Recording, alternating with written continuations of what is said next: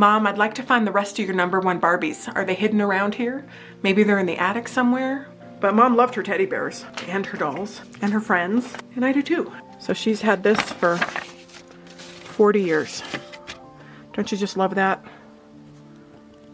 Gosh, she loved her dolls.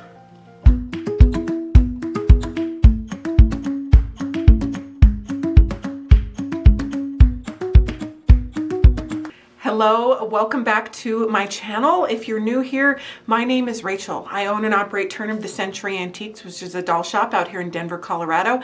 And right now we are with the Virtual Doll Convention, which was started in late 2018. And we had our first convention in 2019. And we are celebrating our toast to 2024. We are so excited. Right now, I am here on a video because I want to share with you something very, very, very important to my life and our history here at the doll shop, and that is some of our very, very favorite antique dolls here at the doll shop. They're all from my mother's personal collection, and they live here, and they are here as emblems of her love for dolls and everything that she worked for and wanted to share and do in her life. And we're very fortunate to have in our shop, and when I say shop, it's mostly a personal collection.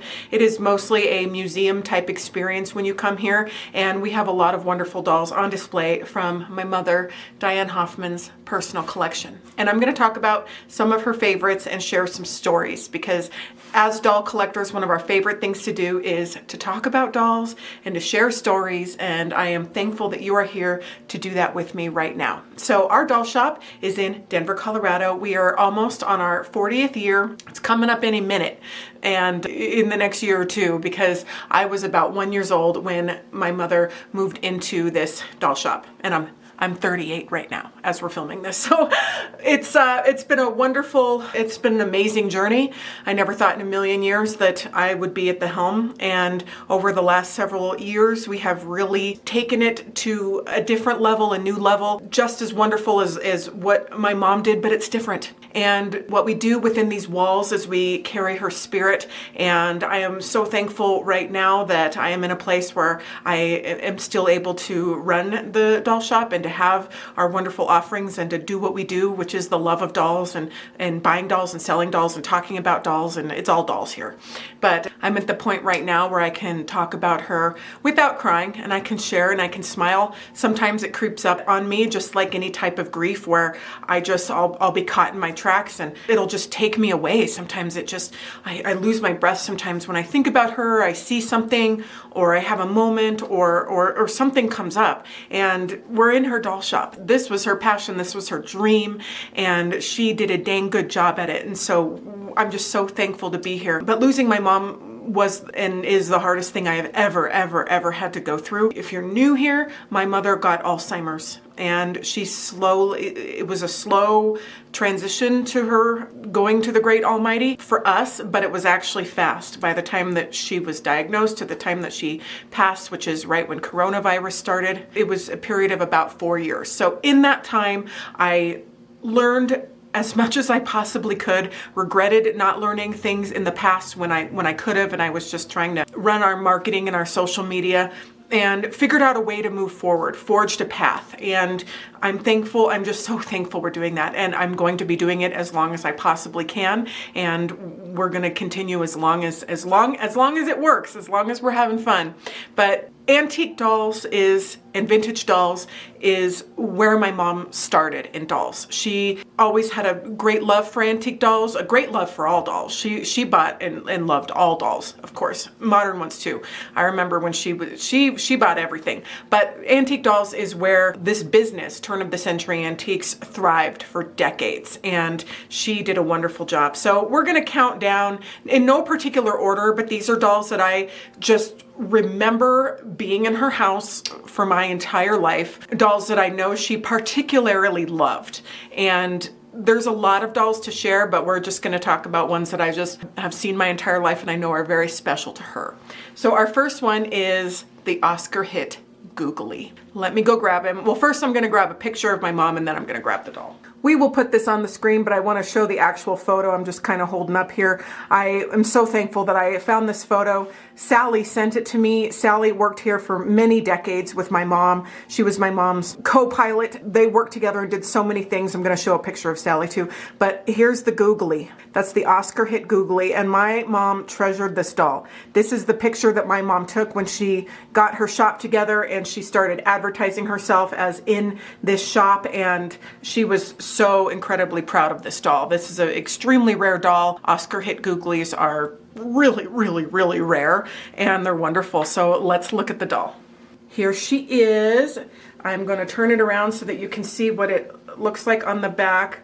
But it says Virginia, Ginny for short. How cute is that it says Ginny for short, by Oscar Hitt, Germany. And then it says, it looks like 1405-30 on the bottom, but there you can kind of see. My mom bought this doll from somebody that brought it in the doll shop. Can you believe it? We've bought some wonderful things through the doll shop and people reaching out and wanting to sell, but somebody in Denver came in here with this wonderful doll. So she has an entire wardrobe at home. She has a trunk and a wardrobe. If Sally's watching this, then she'll know this one, but very, very, very distinctive. Okay. If you found a reproduction, there are some wonderful artist reproductions out there, but this is an original, and you can tell by the face by the very, very, very distinctive features. So I hope you enjoyed getting to know a little bit about Oscar Hitt. If you find an Oscar Hitt doll, bring it to me. I'd love to have it. I'd love to have a little companion for this one. We need another one, don't you think? All right, let's go to the next doll. Okay, up next is a beautiful, large paper mache doll. My mom loved this doll.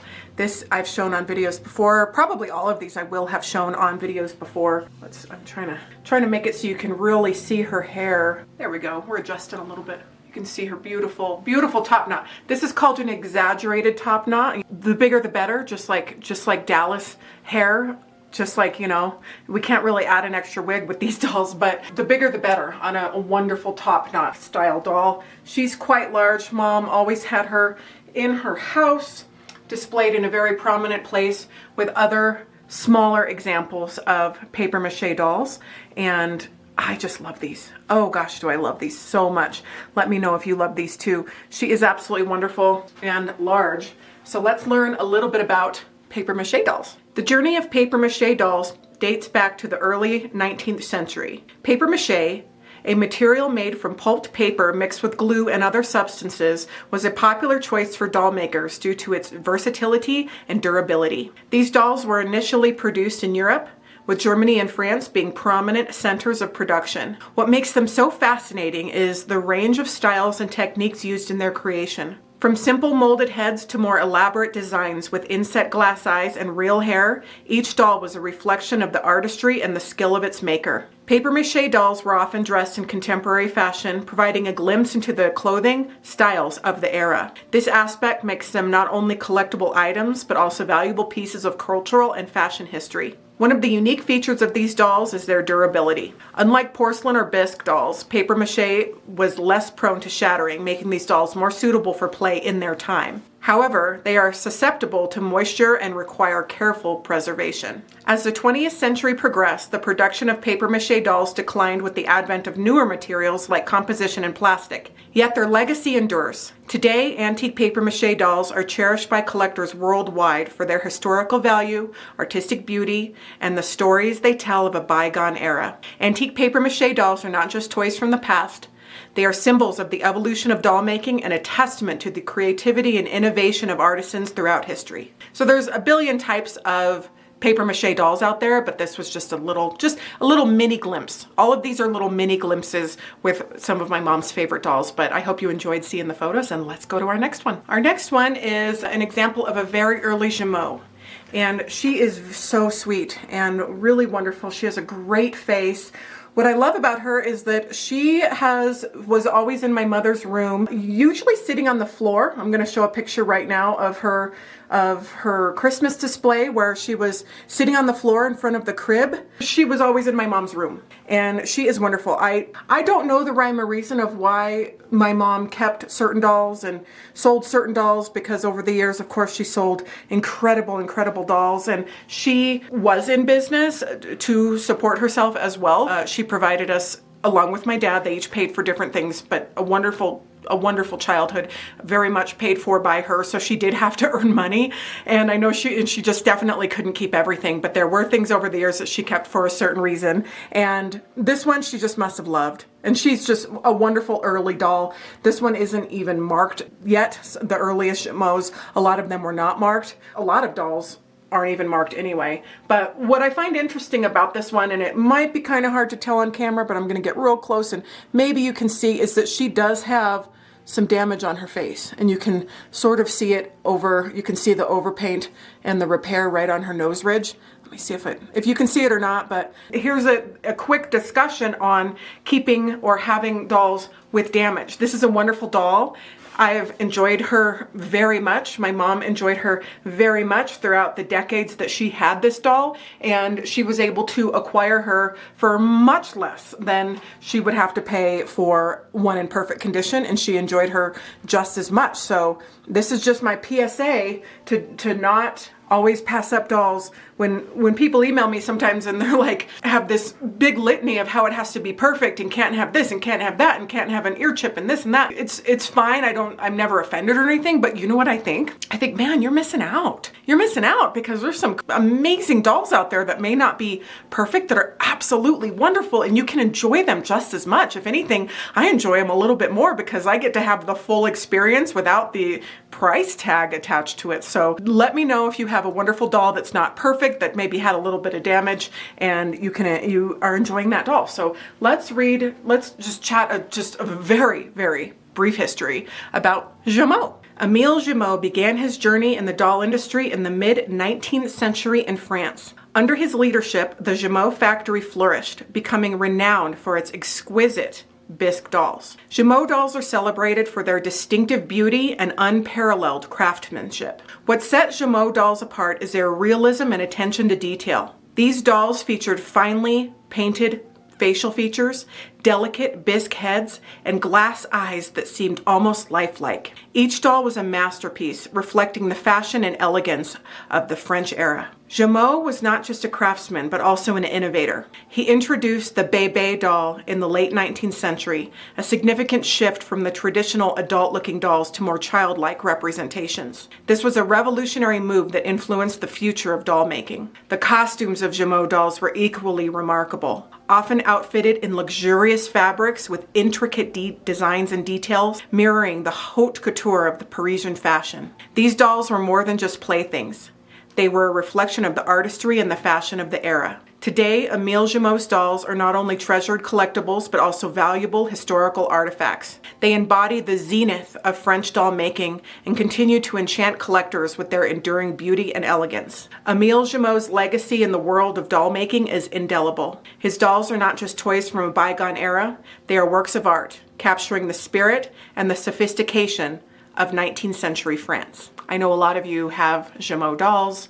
Who doesn't love a good Jumeau? So if you've got a wonderful Jumeau, I'd love to hear about it. All right, let's go to the next doll. Our next doll is this adorable, sweet little size 2 Brujon. She loved this doll so very much. I know it because it was part of her treasured collection at home that she always kept on display and showed off at Doll Club and to all of her friends.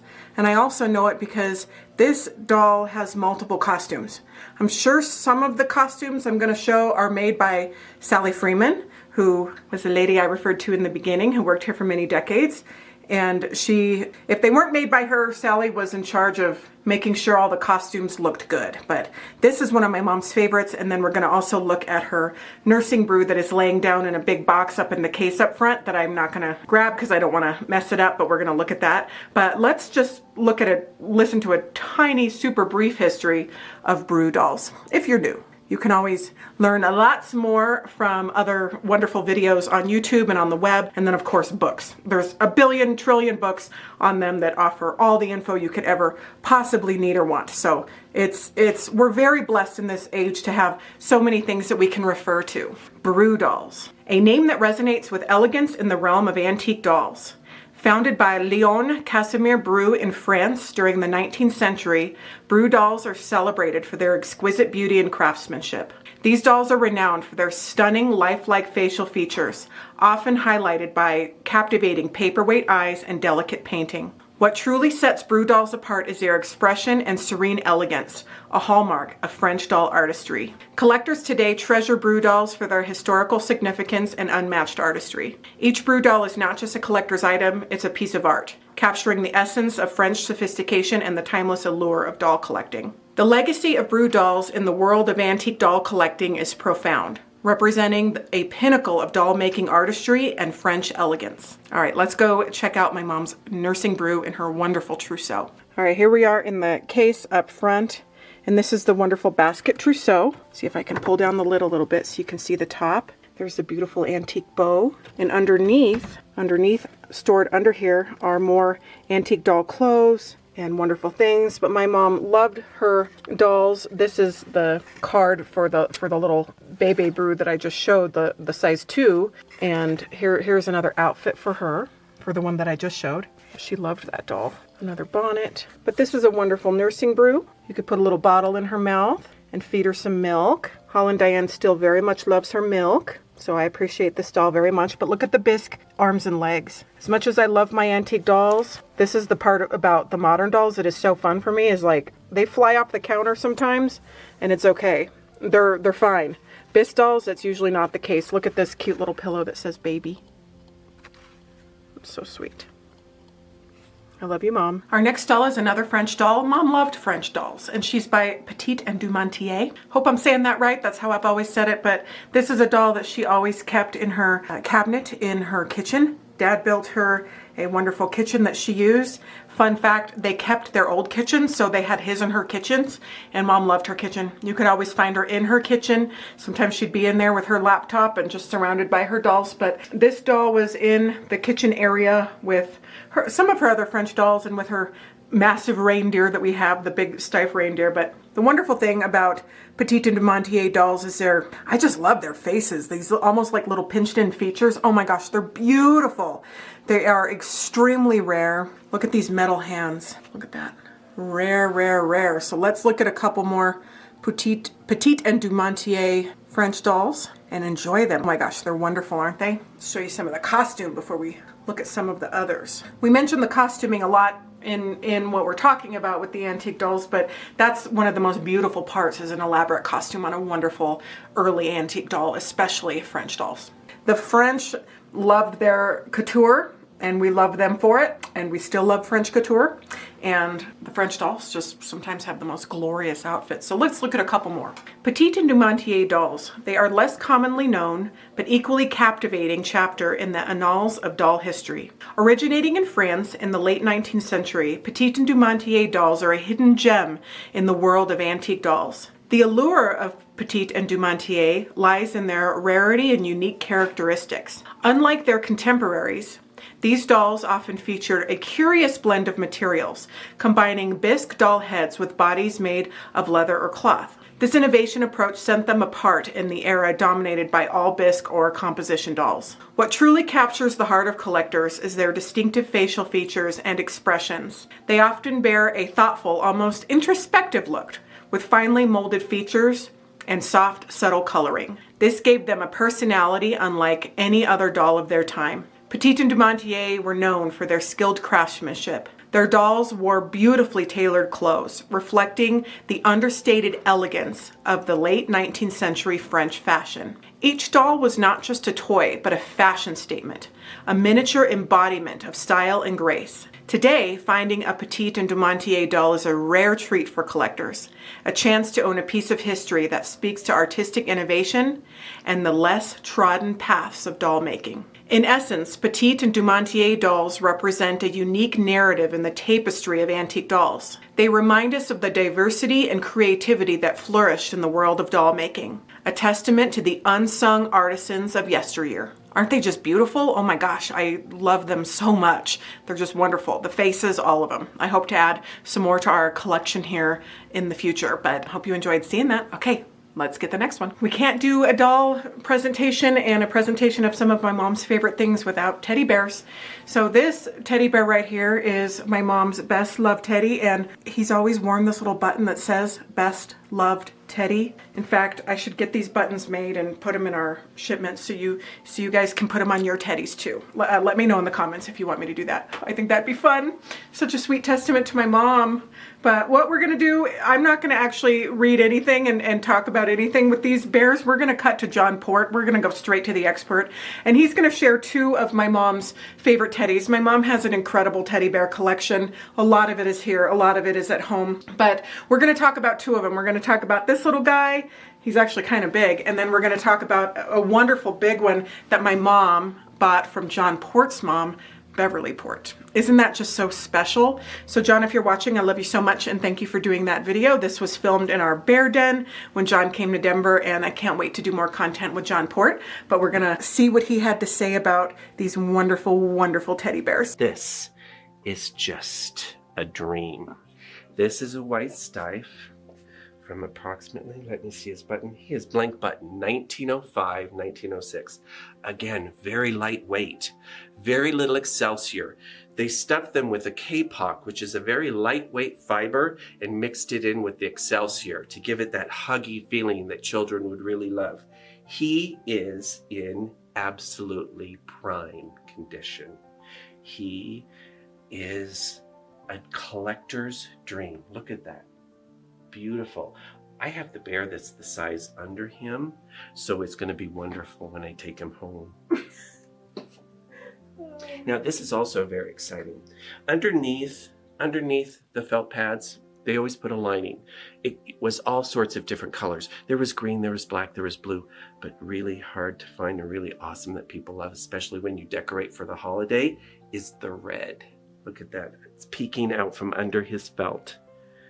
The felt liner is in red. I mean, he's just, you know, you dream about those type of bears. The one thing about Diane, and I love you, Diane, and I miss you very much, she had such a great eye for teddy bears because she loved them. She was like my mom. She really loved the teddy bears. So not only didn't she just collect, she sought out the most beautiful faces, and they were very dear to her heart. That guy was actually my mother's bear, and she sold it to Diane. And he's a large display bear. He was probably a Kramer bear from Germany from the 1920s to 30s. And the neat thing about him is he's so large, his head is not jointed with a cotter pin. It's actually on a screw. So if you wind his head enough, you know, his head will come off. It's on a screw. That's how they secured it. And he has his original big, huge, beautiful glass eyes. And it's nice to see him again, and he's in a great home. Barbie. Barbie is one of my mom's favorite dolls. My mom loved Barbie so much. She had a wonderful personal collection of Barbie. One of my favorite memories of this Barbie in particular is I was helping my mom in her house look for a brooch that she was missing that she couldn't find, and I was kind of going through her drawers, and I was in her scarf drawer, and out topples her #1 Barbie in the original box, just kind of sitting there like no big deal in this beautiful gay Parisienne outfit. And I said, Mom, did you know you had a #1 Barbie in your dresser? And she said, oh yeah, you know, no big deal. So, Mom, I'd like to find the rest of your #1 Barbies. Are they hidden around here? Maybe they're in the attic somewhere? I hope to find them. Hopefully you didn't hide them in anywhere too much. We haven't found any more, but you just never know. You never know about doll collectors. But this is such a wonderful memory. My mom really loved Barbie. She used to always visit the same makeup lady at the Dillard's makeup counter, and that lady asked her to do a special exhibit at Dillard's in the makeup area on Barbie, and I have all the little original place cards that my mom did when she put together an exhibit for her makeup lady at Dillard's. And I think that is just so sweet. Anytime my mom was asked to do things or to help seniors at centers or to do things that she could, she did. And she was an amazing lady, and she of course loved Barbie, and we have a wonderful Barbie collection here at the shop that we are always adding to and love to share.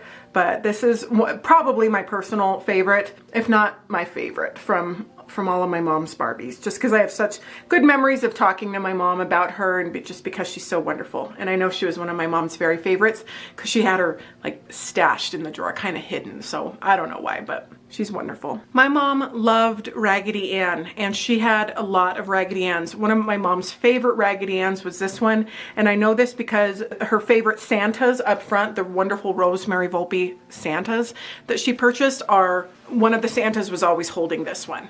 And she just had a couple Raggedy Anns that she's missing her apron. We don't count that against her, but I just love her little hair, or what's left of it. That's what we love them for. But my mom also really loved handmade Raggedy Anns and Andes. She had tons of them. They're all still at my dad's house.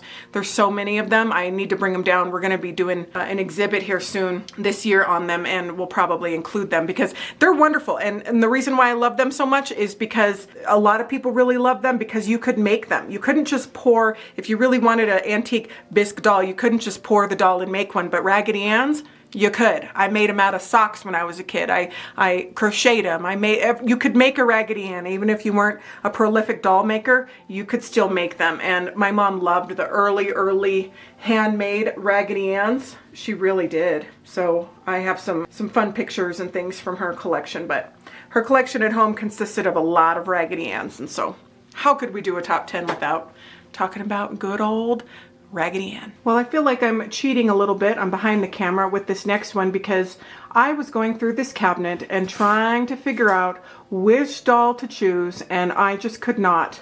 You're looking at them behind glass, and the tape you hear in the background is us working. So we're working right now, but I know that you understand because there's always something going on, and I know my mom would approve because that's Paul back there and Christopher up there. We're all working. I'm working right now, and she loves that. I know she loves that. So that's if you hear anything, that's what it is. But her antique and vintage collection of Madame Alexander dolls. These were her crowning achievement, I would say, in her history of doll collecting.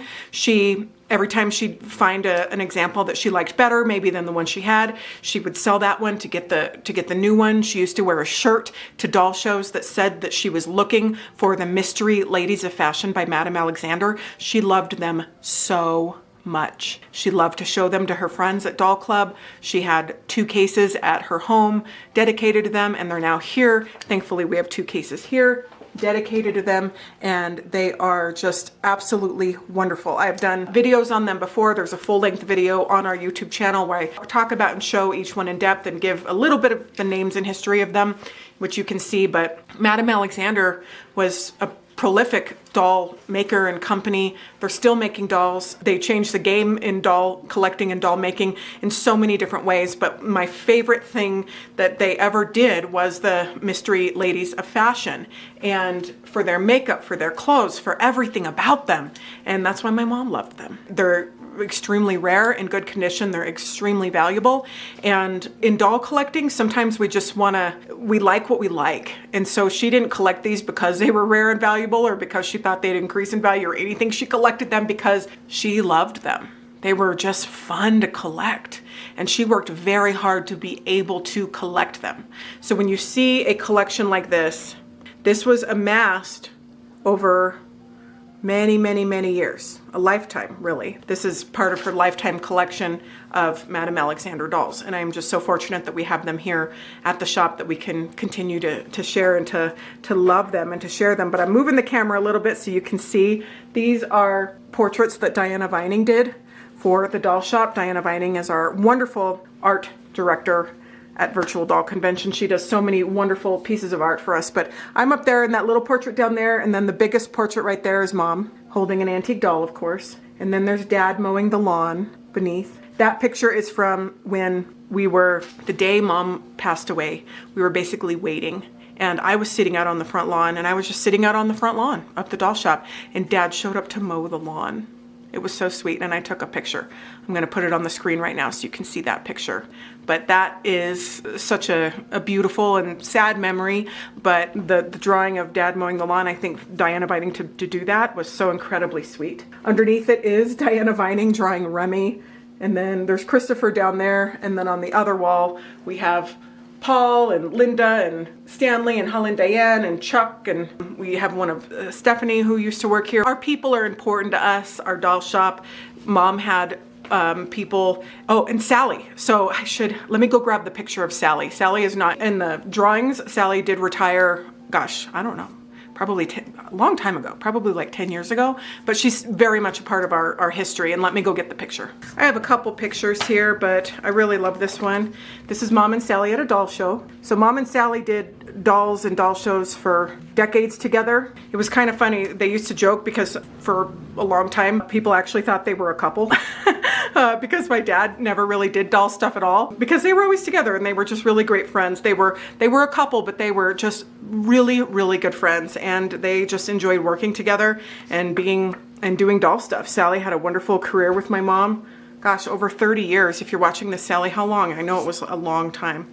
But here's a picture of me as a baby, just born. That's my mom holding me actually at Ajax, which is the building we just purchased from my brother that we are turning into Derek's pottery studio right now. But here is a letter that my mom sent to Sally when I was born, which I want to read because I just think that you'll enjoy it. It's very sweet. It says, "Dear Sally, enclosed is a photo of Rachel Grace Marie, born on December 23rd at 9:08 p.m., 8 pounds, 4.5 ounces.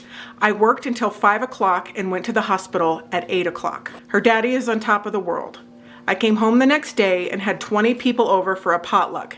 Dave made a turkey and they brought the rest. I was pretty tired after all that. She's not a bother. I worked when she was 5 days old. I wouldn't recommend it, but the girls wanted a day off. I hope you had a nice Christmas. I'm glad you all enjoyed the gifts. You are special people. I hope you have a wonderful 1986. Love, Diane." So I just think that's so sweet. And she sent it with the picture that I just showed you. So I think it's wonderful that we were able to purchase the building and we're, continuing on the legacy. It's just history, a beautiful history is repeating itself, and I'm so thankful for that. Here's a picture of Mom with a teddy bear. I have this shirt still. A lot of her favorite clothes and shirts I just couldn't bear to part with, and I think I want to have them made into a quilt or something. I just can't. They're just in my storage, but I can't just take them to Goodwill or something. But Mom loved her teddy bears and her dolls and her friends, and I do too. Like I said, I never thought that this would be my reality ever, but I am thankful that we're here and we can share and continue to do this. So anyway, I am going to grab our next doll. These are happy tears, but how can you talk about it and not get a little emotional? I knew this was gonna happen, but let's talk about our next doll. I have to go find it. I'll be right back. Our next one is a doll, sort of. It's a giant stork holding a doll. Now, Mom loved everything that had to do with childhood and babies. She loved being a mother. She loved babies. She loved children. They made her so happy. And so this was always in her room. It's a stork carrying a baby. And isn't that so sweet? A little bisque baby. This is a paper mache stork. He's very fragile. He's hollow inside, but he's just wonderful. And my mom always had this in her room next to the wonderful crib that is here at the doll shop that I'm sure a lot of you have seen by now, which was my childhood crib that I was able to break out of many times. That's why Holland Diane is not in it, because it is not really safe for little babies anymore. Holland Diane would definitely be breaking out of it, but this stork is wonderful, and he resides in our shop up front in the little arcade teller's cage that we have up front. But that's where he lives, so if you ever come to the shop, say hi to the stork and the little baby in his mouth. Another favorite is, we're gonna call them dolls. You could call it a figurine, but she loved her bisque figurines and dolls, and it's this amazing Heubach baby in a shoe. The babies in the shoes, they're wonderful. The bigger the shoe, the better. The bigger the baby, the better. And when they're all bisque, like this is all bisque, I'm not gonna drop it, but if I did, this would shatter. It would be gone. And so it's just wonderful to have, but the ones that are popping out of the shoes, oh, they're incredible. The detail, the painting, they're just wonderful. Look at that. You can see the detailing and the modeling and the hair. They're just great. Heubach made a lot of figurines and dolls and wonderful just dolls throughout history. They're very famous for their piano babies. Hope you enjoy seeing this. It's just fun to see it. Sometimes it's just fun to shop your own collection, to look at the stuff you have. I haven't looked at this guy close in years. He sits in the back, and I know he's there, but I don't look at him. I don't really enjoy him. And so seeing him and just really enjoying it. Look at the little, the little feet popping out of the front of the shoe. It's just wonderful. It's fun to shop. We love to shop. A lot of us are here because we're shopping, and adding to our collections, but also just enjoying what you have. It's just everything and wonderful, isn't it? So there's the child in the shoe. This guy is a little dusty, so we're gonna have to get some canned air and dust him off a little bit. It does happen. We actually don't get as much dust here as some might think, because we do keep it pretty clean, and when they're in the cases it doesn't get so bad. But anyway, he's just got a little, but he's been back there for years, back on my mom's old desk where she used to sit. But she loved Christmas and she loved candy containers. This is one of her favorites. He would be holding a little feather tree in his hand right there. But how wonderful. And it says Germany right there.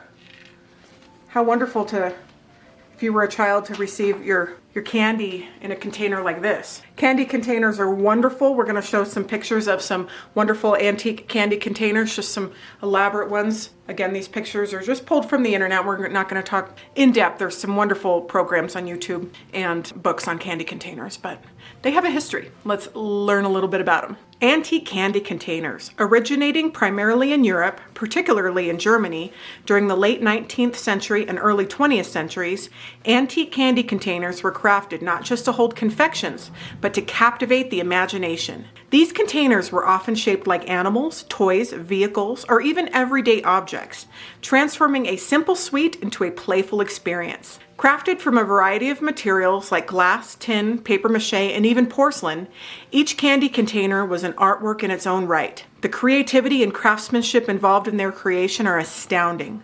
Some were designed to be reusable keepsakes, doubling as decorative items or toys long after the candy was enjoyed. What makes these containers so special to collectors is their diversity. Omar, I'm going to redo that. What makes these containers so special to collectors is their diversity and the glimpse they offer into the cultural trends and artistic styles of the era. From elegantly shaped glass pieces to whimsically painted tin, each container tells a story of its time. Collecting antique candy containers is like embarking on a treasure hunt, where each piece finds its place in history, a sweet remembrance of a bygone era of artisanal beauty and joy. Antique candy containers are not just relics of the past. They are remnants of a time when even the simplest of items were crafted with care and imagination, making them a delightful addition to any antique doll collection. Just love them. It's a really fun thing to collect, so if you want to get into candy containers or you have some, let me know. Share it with us. All right. Let's get the next one. Our last one is my mom's Bilo baby doll shop. She loved this shop. She had it in her doll room, one of her many doll rooms at our house, and it's here at the doll shop, but it has two all bisque Bilo babies. I'm gonna take the camera up front and show it to you. If you are a Bilo doll collector, let me know. A lot of people have Bilos. I saw a Bilo exhibit once at UFDC that had all kinds of Bilos from, I think there was a wooden one to wax ones to black ones to all bisque ones, every size. I mean, Bilo babies, millions were produced. I think millions. That might be a stretch, but I know they were one of the most highly produced dolls. A lot of people loved them, but her little baby shop is so cute. Let's go look at it. Okay, we're peeking around, and this is the Bilo baby shop, doll shop. Look at how cute this is. Oh, there's more than one Bilo baby. There's a little Nancy Ann baby and 3 little bisque Bilo babies. This one has sleep eyes. Look at that. These are rare. The bisque Bilo babies are rare, and that's a little Nancy Ann baby sleeping in the crib and a couple of the bisque Bilo babies. But look at all the clothes. They're in their little baby shop. Are they selling clothes? I think they're selling, this is their wares that they have for sale. I want to go shopping here. Don't you? Oh, this is so cute. I can tell why it was one of her favorites. Look at that. Baby's laundry. And then she also kept the listing. Look at this. So she bought this in June 1982. So before I was even born, she paid $2,400 for it, which is a lot of money. It's a lot of money now, but it was even more back then. But look at that. Look at that auction catalog. Looks like it's a Trieste shown with it in the background. A Trieste Jameau. Oh yeah, look right there. It says long face up there. That looks like Sally's handwriting. But yeah. So she's had this for 40 years. Don't you just love that? Gosh, she loved her dolls.